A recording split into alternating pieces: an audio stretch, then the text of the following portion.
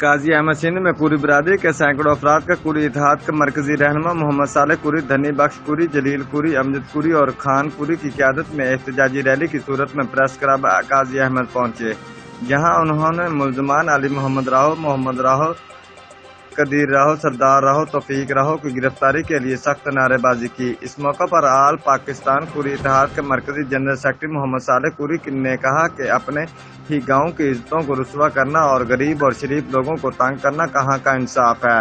انہوں نے مبینہ طور پر الزام لگاتے ہوئے کہا کہ راہو برادری کے مسلح افراد کی جانب سے کوری برادری کے گھروں میں گھس کر عورتوں بچوں پر تشدد کر کے خوف و ہراس پھیلانا اور گھروں پر قبضہ کرنے کے باوجود پولیس کی جانب سے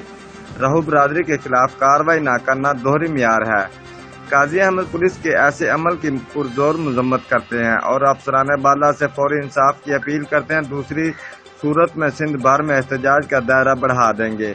رپورٹ محمد موسیٰ جتوئی، تحصیل رپورٹر، قاضی احمد، سندھ۔